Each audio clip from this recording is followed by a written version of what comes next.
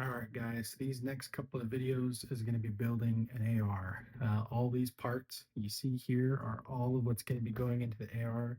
There are some cheaper parts such as arrow precision, upper and lower, and then also the handguard. Again, they're kind of parts that I don't think really affect the build as much compared to some other pieces, such as your bolt carrier, your trigger, and your barrel. These three items are by far the more expensive items in this build, especially being the trigger. I feel like those three items really you can feel the biggest difference with. So I didn't really want to go cheap and affordable on those, or necessarily affordable to others, but more still affordable for me. But I wanted to get really nice ones because those to me are what you can feel the biggest difference on a build such as an AR. So just going over them just real quick. One thing I'm actually the most excited about, which was completely unplanned, was this Wooks Vigilante grip. This walnut wood, it was too enticing when I saw it up in a store. So it was a complete impulse buy when I bought it. I was going to go with a Magpul grip. But then I saw this and I just thought that would look really, really nice with the build because it is going to be an FDE or a tactical peanut butter, as some people like to call it. Um, the main things I'm really excited for this trigger. I've never used Trigger Tech before. I've heard really good things about it. I went with their diamond version just because I wanted to be able to, dial it in. They're adjustable from 1.5 to 4 pounds. So I really wanted something that I could dial in for more precision shooting if I wanted to get into that, some quick shooting, or if I wanted to get into some more, kind of duty trigger style. I am going with a magazine lock or a fixed magazine with the kingpin. The reason I went with this instead of like a featureless build is I really wanted to use a vertical grip on this, and that was ultimately the big deciding factor for me. This isn't going to be a self-defense build, so I'm not too worried about uh, just the mechanism and the release and everything of the additional step in releasing or separating the upper and the lower from each other to be able to drop the magazine. And I generally prefer this system over a fin or a featureless build. And also, I don't have any Freedom Week mags, so it doesn't really affect me. I don't have any 30 round magazines. I only have 10 round mags, so it's really this to me made more sense in the long run.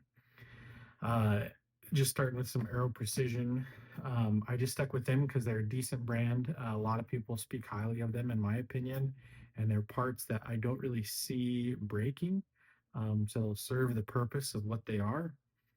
I went with the Radian charging handle just because it's a great brand. I like a lot of the stuff they do. I have a black one on another gun that I have, and I really like these. It's not their most expensive one, but I like them. They work great. It serves its purpose. It's a really large charging handle, and it's really easy from grabbing because it's ambidextrous, so you can grab from your left or your right. I just went with a Geisley buffer tube assembly. Um, Geisley is a good reputable brand. I personally don't have a lot of experience with a lot of these things, but I kind of wanted to stick with brands that I knew were decent or had been told that they were decent. One brand that I'm, again, not too familiar with, a lot of people probably know them a lot more than I do, is the Faxon Firearms. I went with their barrel because it was recommended to me, and I looked around and it was in a price range that I was happy with. And then as well, I went with their gas tube and then a gas block from them because I wanted to stick with the stuff that I knew was going to work 100% together. Let's see, I got the BCM vertical grip. Kind of went over that. I really wanted a vertical grip. I don't know if I'm going to actually stick with this vertical grip or change it to some other kind of grip there in the front. And then my bolt carrier is a BCM. I like BCM, very reputable brand. Most people know BCM and they make really good, really strong bolt carrier groups. So that's the reason I went with them. And then Magpul, everyone pretty much knows Magpuls at this point in day and age. I went with their CTR stock just because I wanted, this is where you adjust it, where you can slide it in and out. And then this one right here is a friction lock, to where you can actually lock it so it holds it a lot better. The normal ones that don't have this piece, when you move them, they kind of wiggle a little bit. So with this extra friction lock, it keeps it really snug and it doesn't move on you. And I don't really like a whole bunch of parts that wiggle on me when I'm shooting a gun. Anyways, this is all the parts. There isn't any other parts that I'm waiting for. Oh, the other one is the muzzle brake. I I've kept on going back and forth between going with like a linear compensator, because I have one on another build that I have, that was bought, it wasn't built. But ultimately, I went with a muzzle brake. I've heard some good things about VG6, their Gamma. I think from what I could tell and what I've understood, they're kind of more of like a middle, whether it be through their affordable cost, compared to some other high end stuff and then some lower end stuff. And my goal with this build isn't necessarily to make an extremely budget friendly AR. It's to make something that's going to last really good and I'm really happy with. Um, but it has the functionality that I want at not an extreme overpriced amount. One other reason why I went with building instead of buying, one, because it gives me the experience of building it. So if something breaks, I can fix it. But two is the cost. In the beautiful state of California, we have that additional 11% tax, which was added on earlier this year. And being able to build it this way, this is the only part that has that 11% tax. The lower receiver is the only part that's technically considered a firearm. So this is the part that's actually registered to me. And then everything else on here, I bought at cash value or credit card value, whatever you want to put it as. And everything else I can purchase and have shipped directly to me at my doorstep. This one, you have to go to a gun store or an FFL, purchase it, wait your 10 or 11 days, depending on where you're purchasing it, and then go and pick it up afterwards.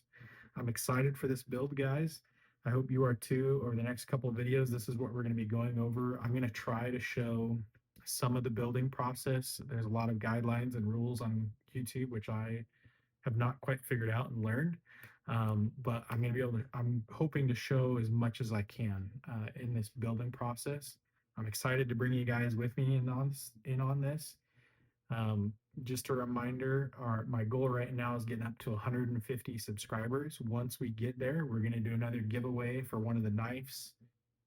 So this is one of the knives that we're giving away, Ozark Trail. I just recently gave this same knife away, but I have a third one that I'm going to be giving away as well. It's their D2 blade steel. They're nice, they're affordable. You can get them at Walmart.